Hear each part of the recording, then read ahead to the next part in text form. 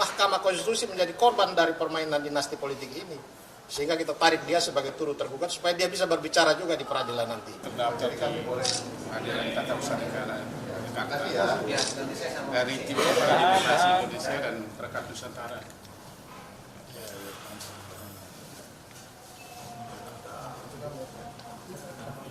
Tergugatnya 12 orang. Jadi itulah yang kita khawatirkan, ya, advokat Indonesia mengkhawatirkan jangan sampai nepotisme dan dinasti politik yang saat ini sedang menguat lintas lembaga tinggi negara bisa merusak demokrasi dan sistem kedaulatan rakyat kita yang dijamin dalam UUD 45. Jadi nepotisme dan politik dinasti ini adalah racun dalam demokrasi. Itulah yang membuat kita sekarang ini mengajukan gugatan ke Pengadilan Tata Usaha Negara sebagai perbuatan melanggar hukum yang dilakukan oleh pejabat pemerintah dan badan-badan pemerintah. Badan-badan pemerintah yang menjadi tergugat di sini KPU dan Mahkamah Konstitusi sebagai turut tergugat. Mengapa Mahkamah Konstitusi menjadi turut tergugat? Karena Mahkamah Konstitusi menjadi korban dari permainan dinasti politik ini. Sehingga kita tarik dia sebagai turut tergugat supaya dia bisa berbicara juga di peradilan nanti. 12 pihak itu siapa aja? Tergugat 1 Presiden Jokowi, tergugat 2 Anwar Usman, tergugat 3 Gibran Rakabuming, tergugat 4 Bobi Nasution, tergugat 5 Prabowo Subianto, tergugat 6 KPU, turut tergugat 1-nya Mahkamah Konstitusi, turut tergugat 2 Saldi Irsa, turut tergugat 3 Arief Hidayat, keduanya hakim konstitusi dan 1 wakil ketua Mahkamah Konstitusi, turut tergugat 4 Ibu Iriana Jokowi, turut tergugat 5 Kaisang, turut tergugat 6 bocor alus politik Tempo.co.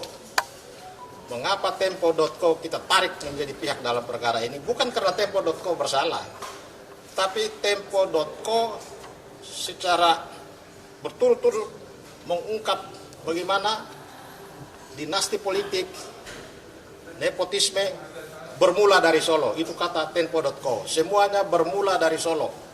Bahkan Ibu Iriana dijuluki di dalam Tempo.co itu sebagai Ibu Suri. Pembicaraan tentang kapan rencana untuk mencawapreskan Gibran itu terjadi sudah setahun yang lalu. Jadi bukan ujuk-ujuk akibat putusan MK ini lalu dia digagas untuk maju jadi calon wakil presiden, tapi sudah direncanakan secara matang sejak setahun yang lalu. Hanya memang ini kan urusan di dalam kita tidak tahu, sehingga sulit dicegah. Sampai dengan masyarakat baru mulai mencurigai itu setelah beberapa perkara, 5 atau 6 perkara dengan substansi yang sama diajukan dalam waktu yang hampir bersamaan dan 1-2 perkara tentang bagaimana Gibran bisa jadi wakil presiden.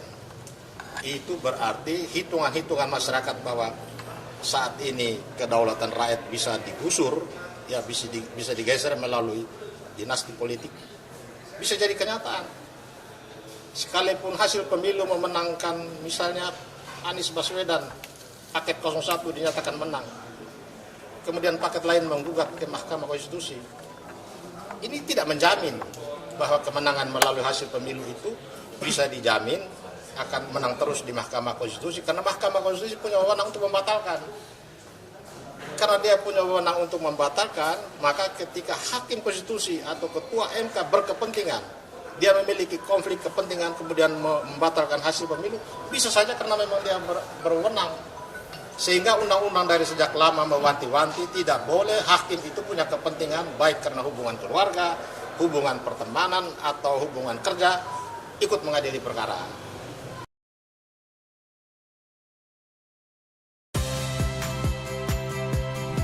Saya Audrey Chandra, saksikan program-program Kompas TV melalui siaran digital, pay TV, dan media streaming lainnya. Kompas TV, independen, terpercaya,